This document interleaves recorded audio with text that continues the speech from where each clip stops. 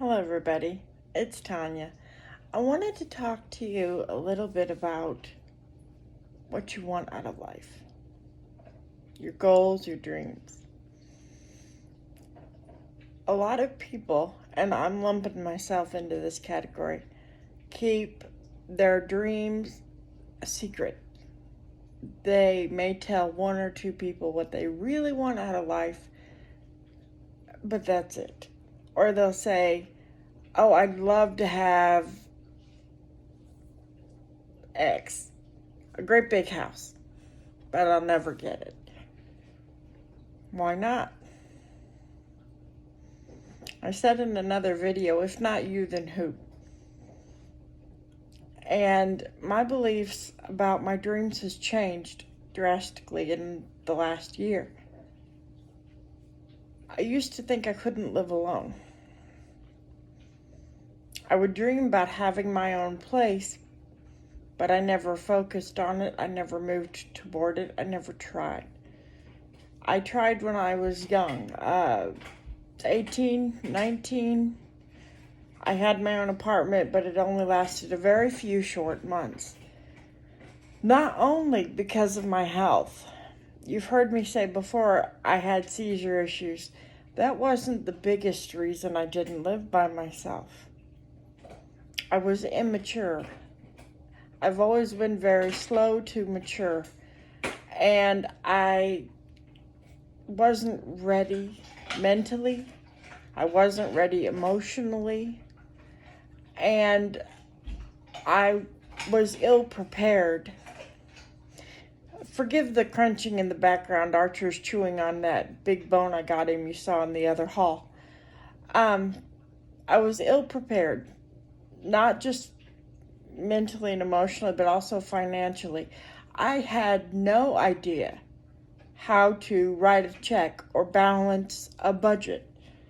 I knew basically, you fill in this line, you got your check written.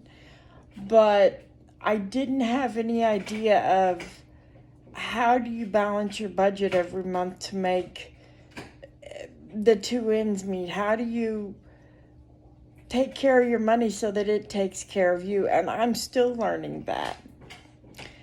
And that's another reason that I moved out with my friend. She had been handling that for her mom and dad because her mom had developed a brain tumor. She learned quick how to do that stuff, and I didn't know.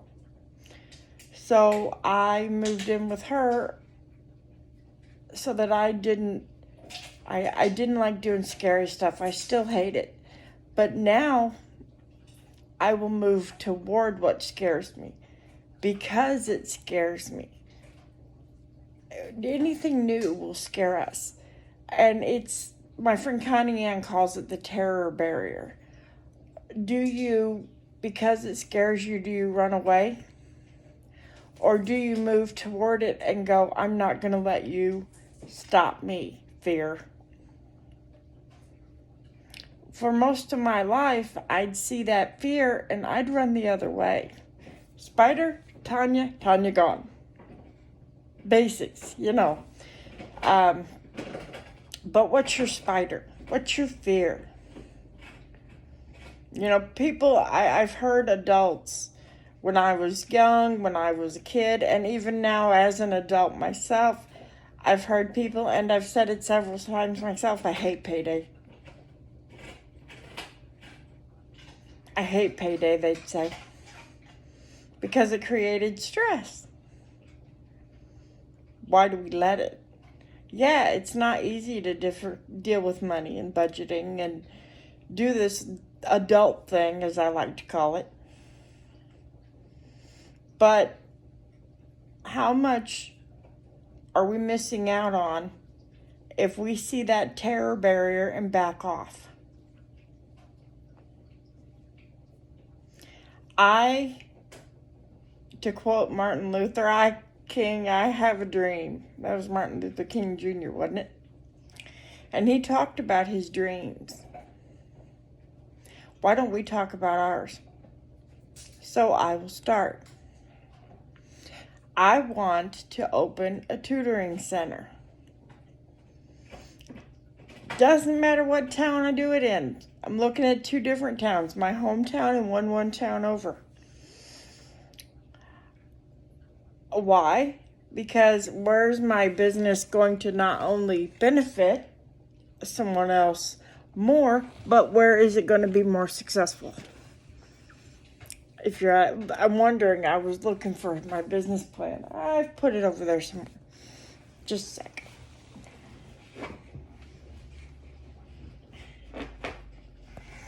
Hold on, I'm having trouble reaching it.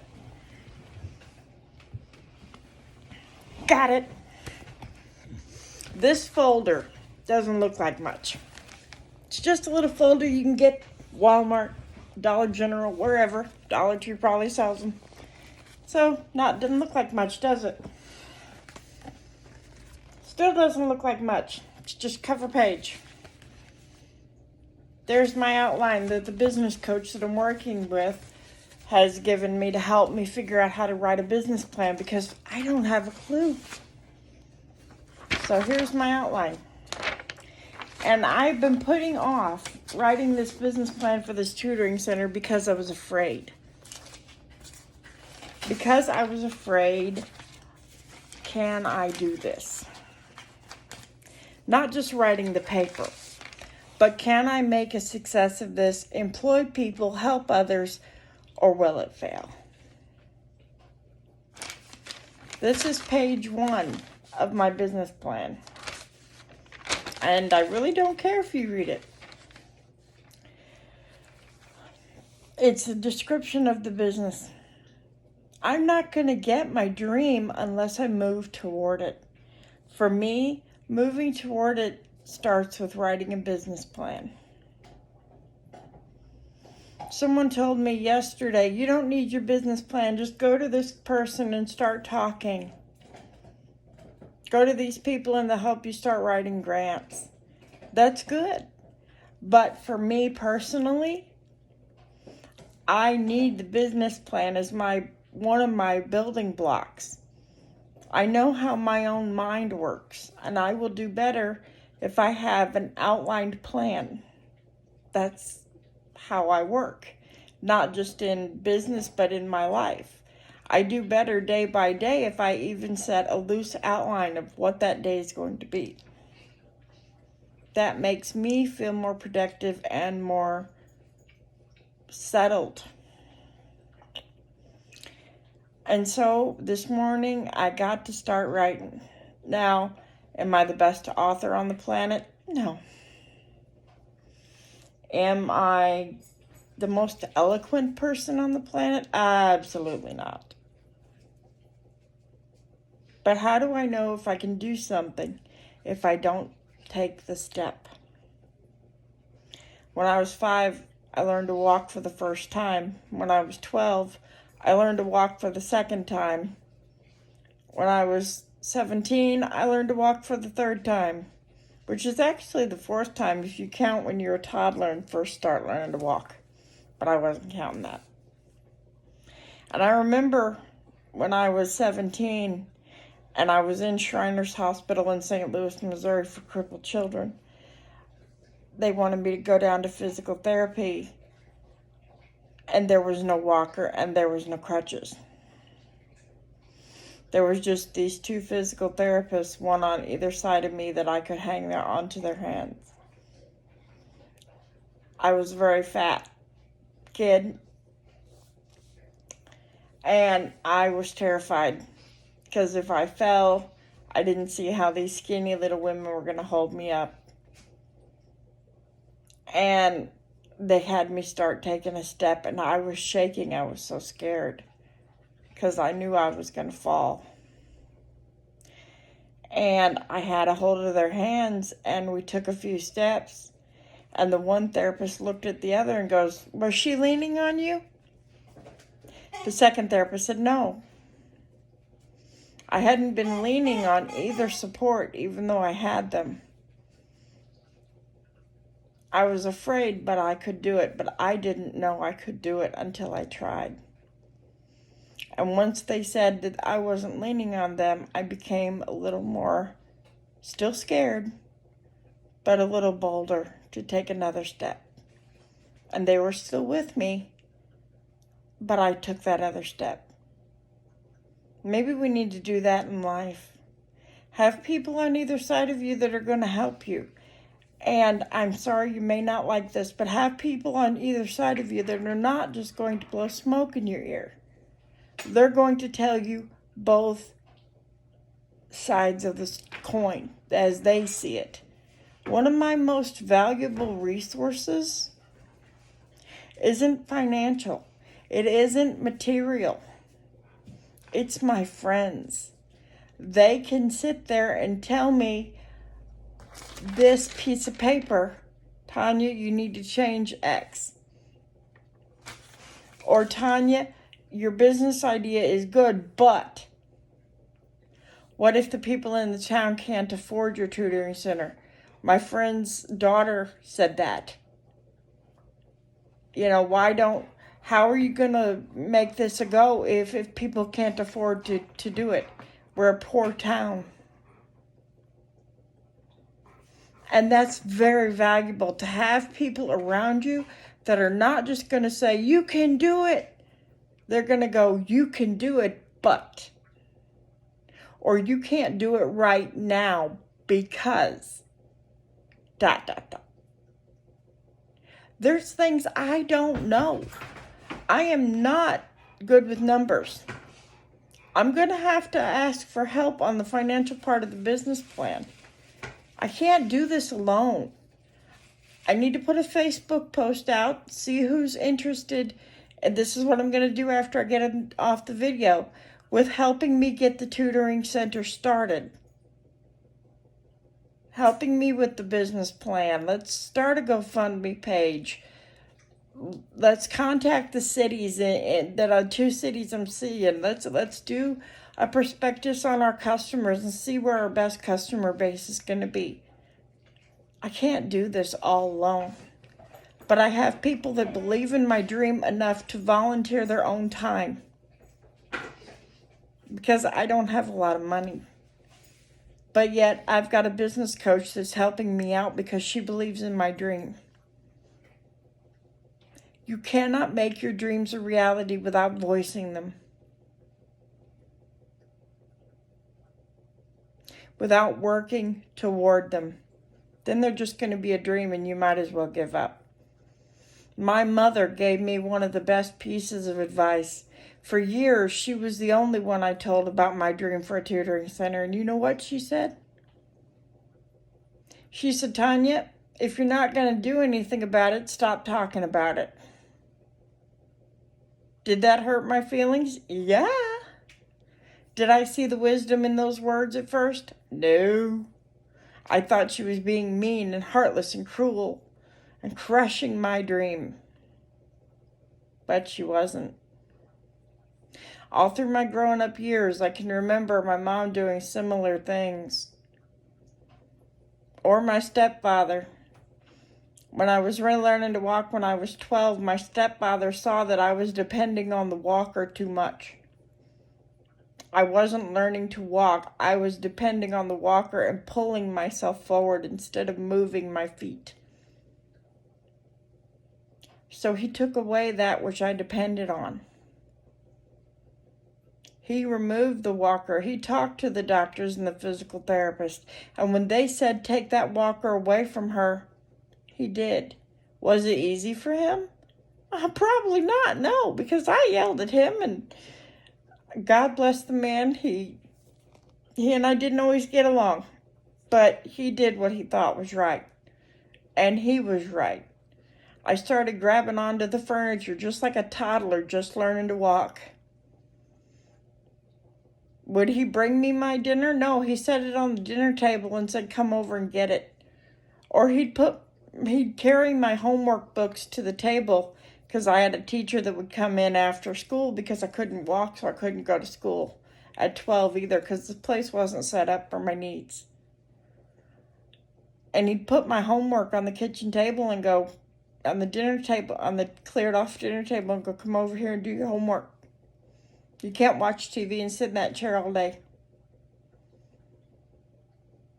Well, at one point, he knew I wasn't doing my exercises, so he put the foot prop down on the chair and wouldn't put it back up because it didn't have a handle and you had to push yourself backward to get the foot prop up. And so instead of doing it for me, he made me sit there until I got mad enough that I pushed backward to do it myself so I could work my belly and my back muscles. And I could move my legs. We need George. We need those, George was my stepfather. And my grandpa's name was George. They were a lot alike. They both did that. When I was 5 years old and I was first learning to walk, my mom had to have her nose operated on. She had broken it as a kid and was having trouble breathing out of it. So I had to go stay with my grandparents. And they had this wall between the living room and if you've seen the videos of my mom's house, that's that house. So there's a half a wall where it's open on both ends and it's this island. And they made me walk around that stupid island wall over and over and over again. I hated doing it. And I was mad at them. But they were right to push me. If you're just going to dream about something, you're already giving up on yourself. I've said this before, don't give up on yourself. Don't should on yourself. Don't have regrets. Might you fail on getting your dream? Might this tutoring center sink? Yeah, it might. But at least I'll be able to say, okay, I did it this way this time. Now what do I do next to fix it? I told you in another video, Miss DC, she tried 6 times before she got the title. I might have to try 60 times before I get something that works right for the tutoring center. But I'm done shoulding on myself. I'm done giving up on myself. If you're completely honest, when you don't do something and you give in to that fear barrier, you're not giving up on anyone but you. If you don't believe in yourself, who's going to believe in you?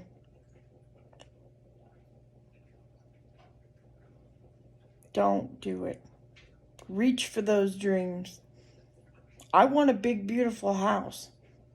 I want money because I can help other people that way. I don't want to live poor all my life. But what is poor? How do you define it? It's not just in physical money. I'm already rich. I've got friends and family that love me enough to tell me the truth, both the good and the bad. That makes me one of the richest people on this planet. I got people that believe in me and help me enough to tell me the good and the bad. That makes me the richest person on the planet. I got friends and family that love me. I got a dog that loves me and that I love. Money does not make you rich. It just makes it easier to buy things. Money doesn't make happiness. Happiness for me is doing a difficult task or something that terrifies me and getting through it. That makes me the happiest. Or seeing someone that I can just, even if I'm just giving them $5 and they need it, or they don't even know that it is me helping them, but I can help somebody and secretly smile to myself and go, you did good. You're not doing it to build brownie points up with God or whoever. If that's the only reason you're doing something good, don't do it. It's not the right motivation. I don't help others to make brownie points or to make myself look good. I do it because it makes me feel good inside here. I go through what terrifies me to make me feel good inside here. or I don't do something that I wanted to do because I know it would be wrong. I want to drive a car. I don't do it. I have my reasons. I have seizures. I have legally blindness. I have very slow reflexes. The reason why I don't drive, those are not excuses. I say it to explain it. I don't want to be responsible for accidentally killing a kid or a dog that ran out in the middle of the road. I couldn't take that. My soul would break. Do I want to drive a car? Oh, yeah. I would love to own my own car and drive. I don't do it because I know for me as a person, it could be soul destroying. I drive. I have a car, but mine's a scooter. But I still drive. What you do may not look like the same as me or anyone else. You do you. I swear that's my new motto. You may not think you're a success by someone else's yardstick. Don't measure yourself by someone else's measurement. What is your definition? By my own definition of me, I'm rich, I'm happy, I'm peaceful, I'm loved. That makes me the best person, the best Tanya I can be. And that gives me a relaxed sense of mental and strength and health that you can't buy off a shelf. I love to learn, so I don't always watch a frivolous movie. I'll watch a documentary so I can learn about it, even if it's an uncomfortable subject, because that feeds my mind, that feeds my soul. You find what feeds your mind and feeds your soul. I don't paint ceramics so that I can make money from it. That's a nice product side effect. But money's not the be-all, end-all. I paint because it calms my thoughts. I paint because it's physical therapy for my hands. I paint because I enjoy it. What do you enjoy? Why not let yourself enjoy something? Don't be a detriment to yourself. Be an asset. Assets are things that bring you wealth, not just financial. For me, painting is an asset because it brings me peace of mind and joy. For me, Archer is an asset because he brings me safety and love. What are your assets? Not just money. The house you live in, if you're paying a mortgage, sweetie, that's not an asset, that's a debt. To me, that's a debt. An asset would be a house that I had that someone else was paying the mortgage on by renting it out, and I got extra profit. So if I use that definition, other things can be my assets too. Music, because it brings me something. It brings me exercise when I dance around the apartment. It brings me joy when I lift my voice and praise to God, or just a song that may drive my friends nuts, but I get a kick out of watching them roll their eyes. It brings me laughter. It brings me fun. That brings me an asset. My fish tank is an asset. It brings me peace. I have great joy in keeping it clean. I take great pride in it. And pride is not a bad thing. It's if you let things control you or become a detriment to you, that makes it a bad thing. Even friendships can be detrimental. I had a friendship that started out as a great best friend, and she was not a bad person. I will not say that she was a bad person. Nobody is totally a bad person. It's what they let control them that makes their actions good or bad. Their actions. Our friendship got to be controlling later, and I didn't see it till 10 years after she was dead, believe it or not. I have a video on that as well. Look back in the playlist. It wasn't because she was a bad person. It was because she let fears and obsessions control her actions. Looking back now, I pity that. Not me, I pity her. Because she couldn't learn from that and she let it control her. And she didn't grow past it before she passed away. Would I trade that friendship and those 18 years? Not for anything. I learned through the good things I go through and the bad things that they shape who I am. Everything about me, good and bad, shapes who I am. All my experiences shape me. What shapes you? What do you allow to shape you?